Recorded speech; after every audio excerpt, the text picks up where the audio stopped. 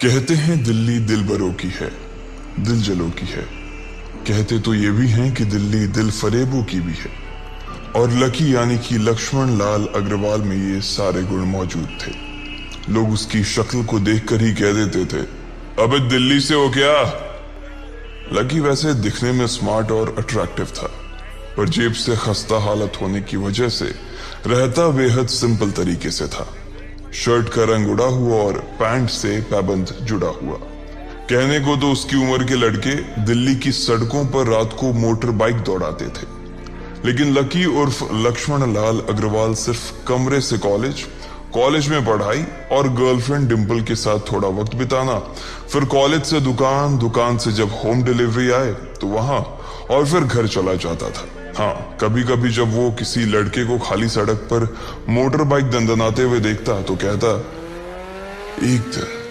एक दिन अपना टाइम भी आएगा जब मैं चश्मा लगाकर बैठूंगा और पीछे डिंपल को बैठाऊंगा। देखना, जब वो मेरी कमर में अपना हाथ कसेगी और मैं तेजी से मोटरसाइकिल को इंडिया गेट के आसपास दौड़ाऊंगा, तो सारे दिल्ली का दिल हम दोनों को देखकर जलेगा। दुकान में रखा हुआ बर्नॉल भी काम नहीं आएगा। लकी ने कहा और अपने हाथ में बर्नॉल की क्रीम को दबा दिया। जैसे ही उसने क्रीम को दबाया, उस क्रीम बाहर आ गई। अबे गधे, क्या कर रहा है? वो कोई स्पंज की गेंद है क्या जो उसे दबा रहा है? दुकान के मालिक ने उससे फटकारते हुए कहा और उसके सर पर एक चपत लगा दी। Sorry sir. लकी ने अपना सिर बचाते हुए कहा। वो खरोल बाग में स्थित एक छोटी सी मेडिकल स्टोर पर काम करता था। उसकी दुकान का नाम था चमन मेडिकल स्टोर और उसके ओनर का नाम था चमन लाल। लकी पिछले 5 साल से इन्हीं की दुकान पर काम कर रहा था। यहाँ इस छोटी सी शॉप पर काम करना उसकी मजबूरी थी। लाइफ में कंगाली की वजह से उसे कॉलेज में पढ़ाई पूरी करने के लिए पार्ट टाइम जॉब करना था। उसने कई अच्छी जगह अच्छी तनख्वाह की नौकरी ढूंढी पर नहीं मिली और वो इस मेडिकल स्टोर पर ही अटक गया। गधे, अब इसके पैसे क्या तेरा बाप भरेगा? कटेगा। इसका पैसा भी तेरी तनख्वाह से कटेगा और एमआरपी से डबल रेट में कटेगा। चमन ने अपने दांतों को किचमिचाते हुए कहा। गुस्से की वजह से उसकी नाक फूल गई थी और लकी की सांसें। उसने घबराते हुए ओनर से पूछा, एमआरपी से डबल क्यों सर जी? ताकि अगली बार से ऐसी कोई हरकत करने से पहले तू डबल बार सोचे। चमन ने कहा और उसके हाथ से ट्यूब छीन ली। उसका जी तो चाह रहा था कि वो लकी की खोपड़ी पर एक और बार अपना हाथ साफ कर ले, लेकिन उससे पहले ही दुकान का फोन बजने लगा। फोन की घंटी बजते ही लकी को वहां से निकलने का मौका मिल गया और वो भागते हुए फोन उठाने के लिए चला गया। हेलो जी, करोल बाग के बेस्ट मेडिकल चमन मेडिकल स्टोर से बोल रहा हूं, बताइए क्या काम था? ये लकी की पेटेंट लाइन थी। चाहे कहीं से भी फोन आए, लेकिन उसे फोन पर बस यही बोलना था। जैसे ही इधर लकी ने अपनी बात कही, उधर से जवाब आया, मैं ब्लूमिंग नाइट होटल के कमरा नंबर 303 से बात कर रहा हूँ। एक छोटा सा ऑर्डर है, नोट करो और जल्दी से होटल पर डिलीवर करवा दो। वो एक लड़के की आवाज थी। उसकी आवाज में काफी भारीपन और एक अजीब सी जल्दबाजी थी। जैसे ही लकी ने वो आवाज सुनी, पता नहीं क्यों उसे वो आवाज जानी पहचानी सी लगी। जी सर, बताइए आपका क्या ऑर्डर है? हाँ तो लिखो, हार्ट प्ले के 2 पैकेट और 1 पैकेट टिश्यू। लकी, जो कि अपना पेन लेकर खड़ा था, हार्ट प्ले का नाम सुनते ही झिझक गया। असल में हार्ट प्ले नाम का एक कंडोम आता था और इसलिए उसका नाम सुनते ही लकी शर्मा गया था। इतने साल से भी मेडिकल की स्टोर पर काम करने के बाद उसे इन चीजों का नाम सुनने में शर्म आती थी। हेलो भाई, लिखा कि नहीं लिखा? उस आदमी ने फिर से लकी से पूछा। जी सर, लिख लिया सर, लिख लिया। लकी ने खिसियाकर हंसते हुए कहा। लिख लिया तो फिर लेकर निकल, उस लड़के ने कहा। उसकी आवाज सुनकर ना जाने ऐसा क्यों लग रहा था कि वो बहुत बड़ा आदमी था। जी सर, लेकिन सर बाहर तो बारिश हो रही है, लकी ने कहा। उसने देखा कि बाहर बहुत तेज बारिश हो रही थी। उनकी दुकान के सामने पानी भर गया था और तेज हवाओं की वजह से चमन मेडिकल स्टोर का बोर्ड भी गिर गया था। लकी को लग रहा था कि वो इतनी तेज बारिश में अभी एकदम से तो नहीं निकल पाएगा, तो उसने उस लड़के को समझाते हुए कहा, सर मैं ऑर्डर तो ले आऊंगा पर थोड़ा टाइम लग जाएगा, बारिश थोड़ी थम जाए आप। इससे पहले कि वो कुछ आगे बोल पाता, फोन पर लड़का बोल पड़ा, तुम्हारे मालिक को पता है कि तुम मल्होत्रा जी के लड़के को मना कर रहे हो? हाँ पता है बारिश हो रही है, इसलिए सारा सामान अच्छे से थैली में पैक करके लाना और लेट नहीं होना चाहिए, समझे?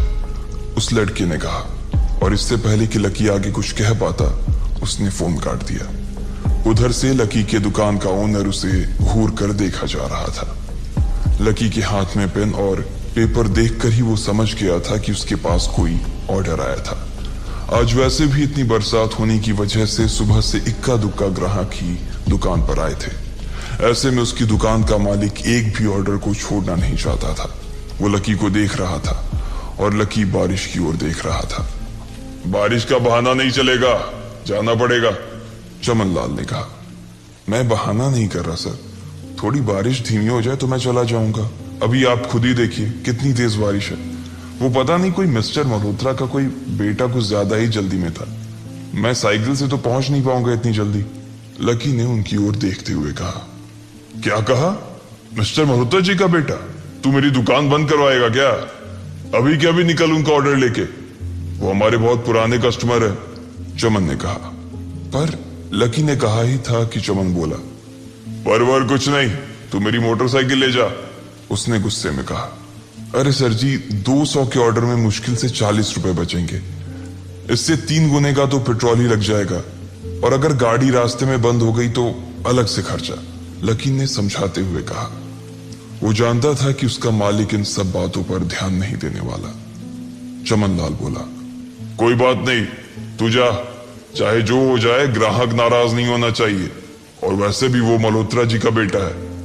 चमन लाल ने मोटरसाइकिल की चाबी लकी की ओर उछालते हुए कहा। लकी ने चाबी ली।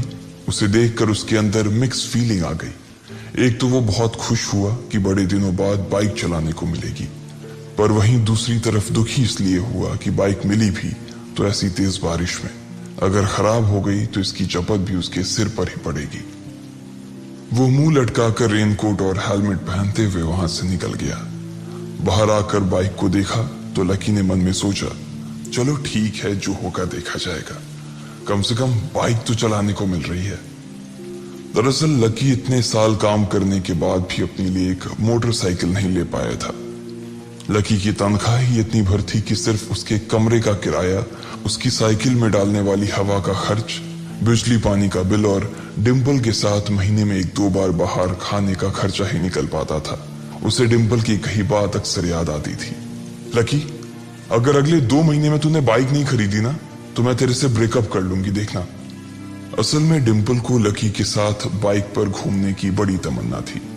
लकी की इस उजाड़ जिंदगी में एक वही तो थी जिसके लिए जिंदा रहने को उसका जी चाहता था। जब भी वो उससे बाइक की बात करती तो लकी डिम्पल की इस बात को हंसकर टाल देता था। वो अपने मन में इस बात को अच्छे से जानता था कि डिम्पल उससे बहुत प्यार करती थी और वो उससे कभी छोड़कर नहीं जा सकती थी। वो दोनों एक दूसरे में ऐसे घुले मिले थे जैसे बादल बरसात में घुल जाती है। लकी को डिम्पल बहुत पसंद थी और वो उसके लिए दुनिया जहां की खुशियां खरीद कर ला देना चाहता था। वो चाहता था कि एक दिन वो डिम्पल को प्लेन में बैठाए, लेकिन उसके ये सब ख्वाब इस कम तनख्वाह की नौकरी की वजह से कभी पूरे नहीं होने वाले थे। पर आज उसके पास एक मौका था। वो डिम्पल को अपने साथ इस बारिश में राजपथ घुमाना चाहता था। वो उसे दिल्ली दिखाना चाहता था। चमन लाल को देने के लिए उसने पहले से ही बहाना सोच रखा था। बस जल्दी से वो ये डिलीवरी देकर सीधे डिम्पल के पास ही जाने वाला था।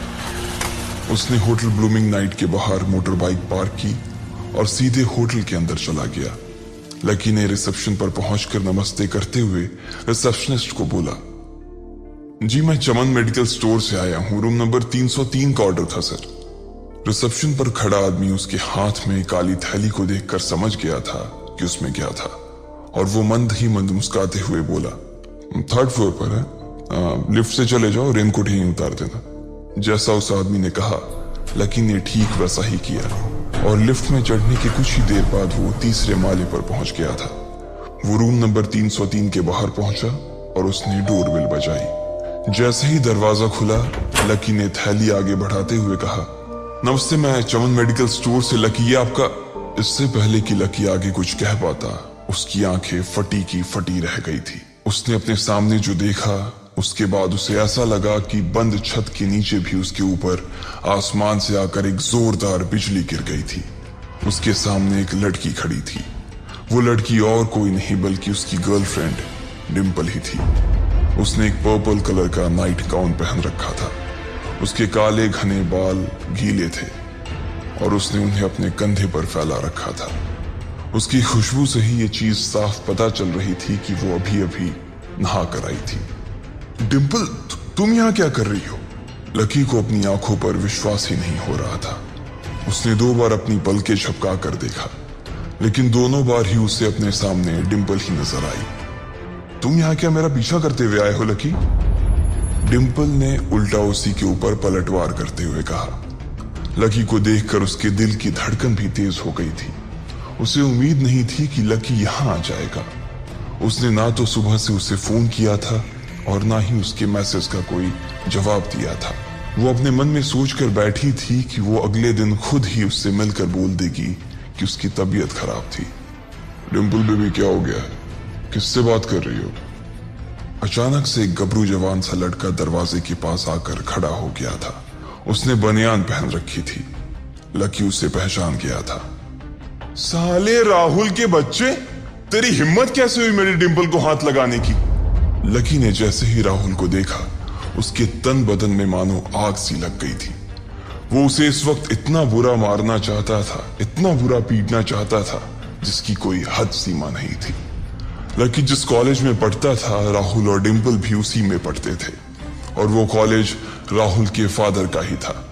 डिम्पल ने राहुल के पिता की एक कंपनी में जॉब पकड़ ली थी और राहुल उस पर बहुत लाइन मारता था। लकी ने 1-2 बार डिम्पल को उससे दूर रहने के लिए भी कहा, लेकिन डिम्पल ने उसे ये कहकर टाल दिया था कि वो सिर्फ अच्छे दोस्त थे। आज भी इससे पहले कि वो आगे बढ़ता, डिम्पल उन दोनों के बीच आ गई। रुक जाओ, डिम्पल ने गुस्से में कहा और लकी के सीने पर हाथ रखकर उसे रोक दिया। लकी लंबी सांसें ले रहा था और कुछ ही सांसों के बाद उसका गुस्सा शांत हो गया। अब डिम्पल के पास भी छुपाने के लिए कुछ नहीं था, इसलिए उसने लकी से कहा, लकी, आज से तुम्हारा और मेरा ब्रेकअप। ब्रेकअप? लकी के पैरों के नीचे से जमीन खिसक गई थी। उसकी आंखें नम हो गई। लकी को उसकी बातों पर विश्वास नहीं हो रहा था। उसने डिम्पल की ओर देखा और बोला, डिम्पल, हम पिछले 1 साल से एक दूसरे के साथ हैं और तुम हो कि मुझसे ब्रेकअप करना चाहती हो? अरे मैं तो तुम्हारे लिए नई बाइक लेने वाला था। चल रहने दे, आज ही याद आई है तुझे बाइक की। अरे तेरे पास मुझे बाहर घुमाने के लिए, खिलाने पिलाने के लिए पैसे तो है नहीं। तू कहां से लेगा बाइक? और अगर ले भी लेगा तो उसमें पेट्रोल कहां से डलवाएगा? तेरी 8,000 रुपए महीने की नौकरी, उसमें होगा ये सब? लोग हंसते हैं मेरे ऊपर जब मैं सरोजनी में तेरे साथ घूमती हूँ। मैं ऐसी लाइफ नहीं जीना चाहती लकी। मैं तेरी तरह गरीब नहीं रहना चाहती। तूने मुझे फंसाया था, उल्लू बनाया था तूने मुझे, इसलिए मैंने राहुल से मैचअप कर लिया है। आज से यही मेरा बॉयफ्रेंड है, डिम्पल ने गुस्से में कहा। अच्छा, तो बेबी ये है तुम्हारा वो बेकार सा एक्स बॉयफ्रेंड? राहुल ने पूछा और डिम्पल के बगल में आकर खड़ा हो गया। फिर उसने लकी के हाथ से थैली उठाई और उसमें से हार्ड प्ले का पैकेट निकालकर उसे चिढ़ाने के लिए उसे हवा में लहराने लगा। बाप रे, इससे बदकिस्मत इंसान इस दुनिया में और कौन होगा? राहुल ने उसकी टांग खींचते हुए कहा। लकी के पास उसकी बात का कोई जवाब नहीं था। उसने गुस्से से डिम्पल की ओर देखा और अपनी हाथों की मुट्ठी भींच ली। फिर वो वहां से निकल गया। अबे पैसे तो ले जा, सब कुछ फ्री में देता जाएगा क्या? राहुल ने जोर से ठहाके लगाते हुए कहा, लेकिन लकी बिना उसकी बात सुनते ही निकल गया। उसके दिमाग में डिम्पल के कहे शब्द गूंज रहे थे। उसने कभी सपने में नहीं सोचा था कि डिम्पल उसके साथ कुछ ऐसा भी कर सकती थी। जिस इंसान के लिए वो इतना कुछ करना चाह रहा था, उसे उसकी कोई कदर ही नहीं थी। लकी इतना हताश हो गया था कि बुरी तरह से रोने लगा। इस बार वो लिफ्ट से नहीं बल्कि सीढ़ियों से नीचे उतरा और एक ही एक सीढ़ी उतरने के साथ उसके आंसू आंखों से छलकते जा रहे थे। जब उसकी आवाज सुनकर कुछ लोग अपने कमरे से बाहर आए तो लकी ने तुरंत अपने आंसू पोंछे और तेजी से वहां से भाग गया। उसे जिंदगी में पहली बार प्यार हुआ था और पैसों की कमी की वजह से ना सिर्फ उसका प्यार बल्कि उसकी पूरी